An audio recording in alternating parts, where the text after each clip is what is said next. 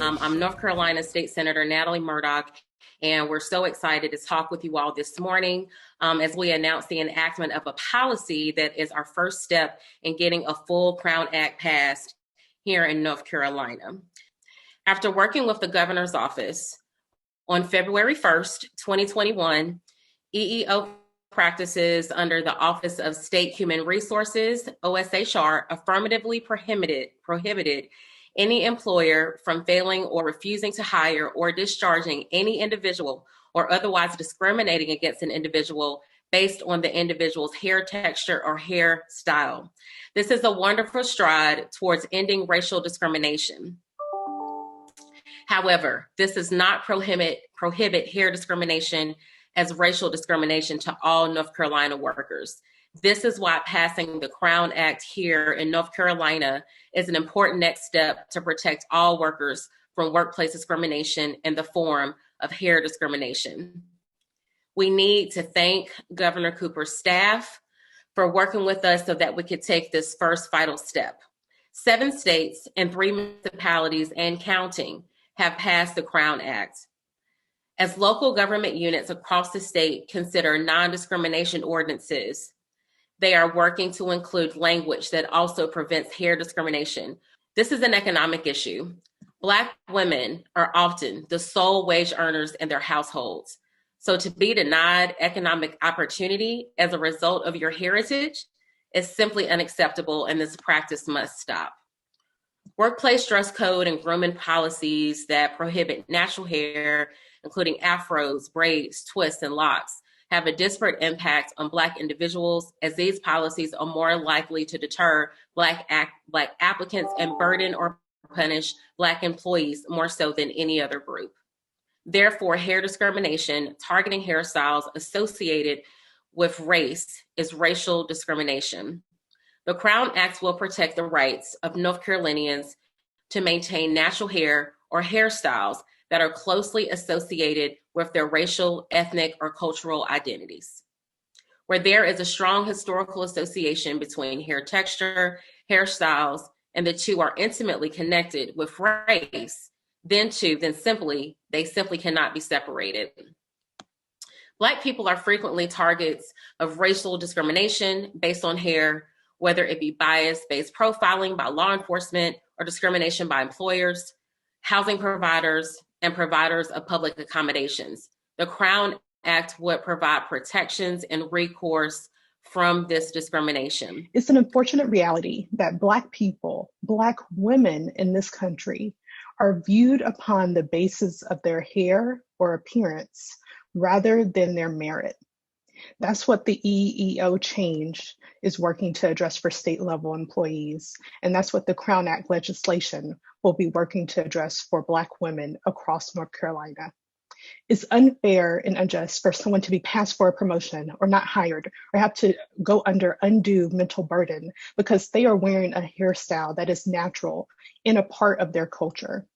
This is what creating a respectful and open workplace for natural hair is all about. And I've talked to high school students, professional women, grandparents have all reached out to my office talking about their personal experiences with hair-based discrimination. It starts at an early age and it occurs all throughout your professional and even post-professional lives. And this legislation is seeking to make a meaningful and long-lasting impact towards alleviating that. One of the things that I just want to share on my behalf is when I begin to hear stories about people feeling like they had to assimilate. When we think back to the young man who was on a wrestling team and they cut his hair in the middle of a match.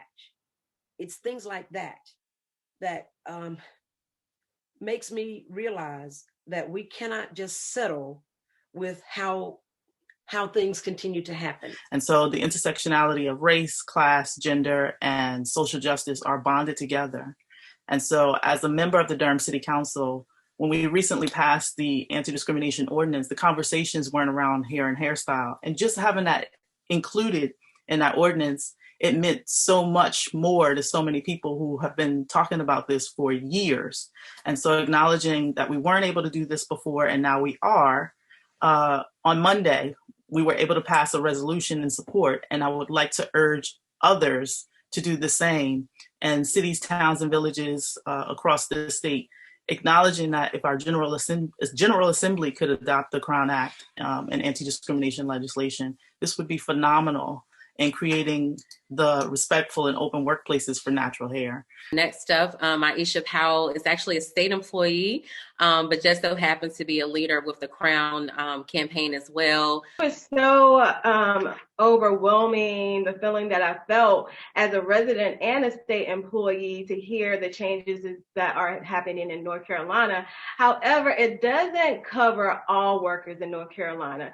So although we're making these strides, we want to make sure that all North Carolina workers are protected under the Crown Act. There's so many hair stories out there where people are being violated, people are entering in their personal space, touching their hair, stating microaggressions that create a culture that not only impacts our physical health, our mental health, but job performance. So we want to make sure that people understand under the Crown Act, it protects your natural hair and it also protects natural styles. So what can you do in your space? You can raise awareness through social media, hashtag Pass the Crown for North Carolina, Crown for NC. Everyone loves Facebook, Instagram. So show us your natural styles, show us your protective styles. You can also raise this up in your working space. So when you're working, ask, others, have you heard of the Crown Act? Be the advocate for your workplace and for North Carolina. You can also send emails to your actual officials. So on every level, your city level, your state level, and federal level, to make sure that they understand that North Carolina residents feel that this act is important. So next up, we have Shemeka, who has been a phenomenal champion for the Crown campaign. I believe one of the founders of the Crown campaign. Thank you so much. I'm so excited and definitely looking forward to amplifying the work that you all are doing so brilliantly across the country and locally here in North Carolina.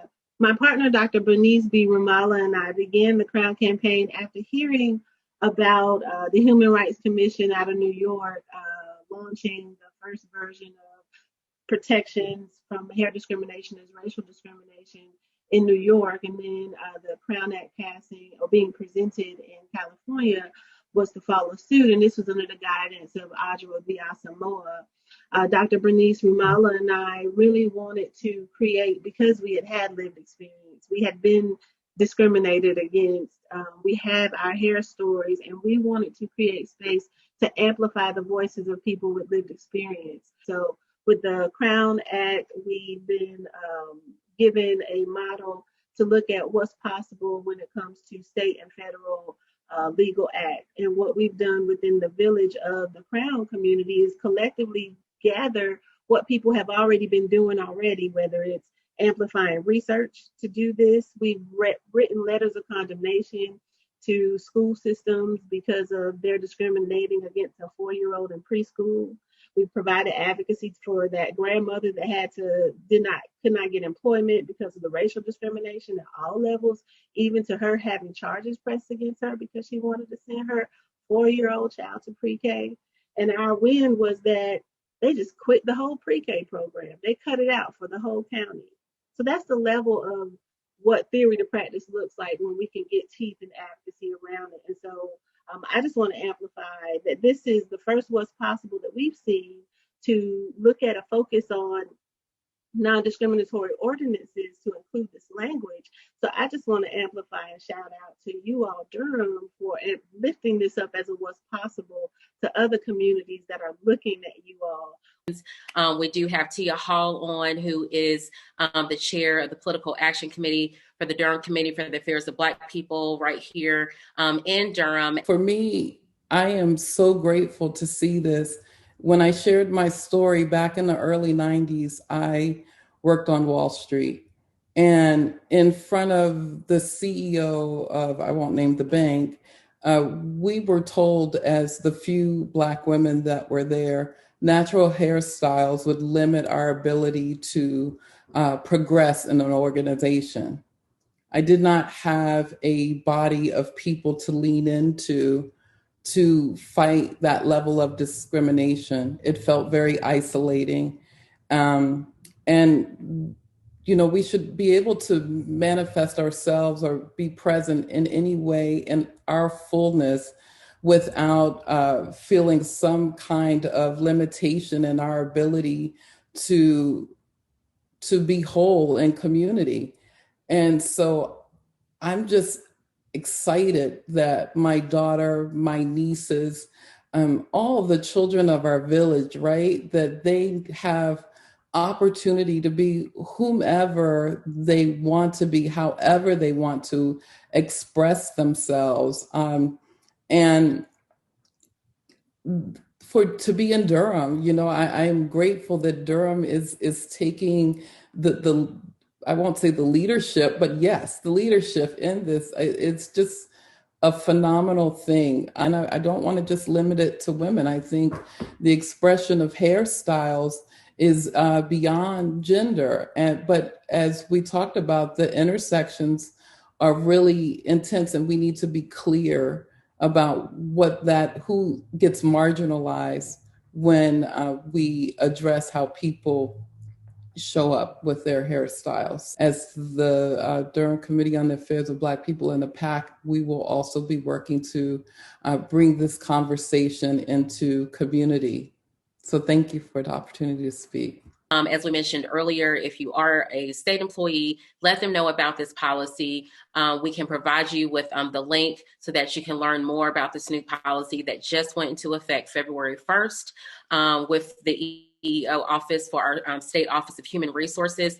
Ask your agencies, your colleges, your universities that staff are provided with these same protections. At the local government level, we have draft resolutions, draft proclamations. We have also submitted a request that July 3rd be Crown Day for the state of North Carolina. So we can provide you with that proclamation so that you can also share that with your local governments. Reach out to all of your legislators. You have 3 of us are here today, but no matter where you live in the state, reach out to your legislators, send them an email, let them know that when the Crown Act is filed, that you want them to support that, and specifically ask that it be provided with consideration at the committee level. We also mentioned students today, and we have also heard heartbreaking stories of children, young men and women. We mentioned the incident earlier at a wrestling match where a young man had to cut his locks in the middle of a wrestling match. We have also heard instances where young girls and young women have been forced to move to the back of the classroom because of their hair. So here in Durham, we're also working with our local school board, and they also are working on looking at their policies, not just providing a resolution, but looking at their policies to make sure that educators and staff do not discriminate against these students because of their hair. So if you're watching us and you're a student, lobby your local school board. Say, I do not want to be subjected to this discrimination. So that's also a way that you can get involved even at the local school board level. And you can also follow the Crown campaign on Instagram, as well as Facebook and Twitter. When is Crown Act Day in North Carolina? July 3rd. That's rock your fro, rock your natural hairstyle, letting your protective hairstyle go free day, and really own our space to have ownership over what grows out of our head, and how we choose to protect it cannot be governed. It is in honor of the Crown Act passing, the first state to pass it. It was signed by the governor on July 3rd. It was actually during the Essence Festival, which I'm sitting here like, oh my gosh, I was at the last Essence Festival that it was ever going to be the normal Essence Festival. Yes. But we were able to see our Vice President Kamala Harris speaking out and advocating. We saw Senator Holly Mitchell that really amplified this work and led it. It's been Black women representing more greatly in the Senate and representative, as well as in the House, and really being intentional and strategic in pushing this forward. Spectacular Magazine. We on the scene.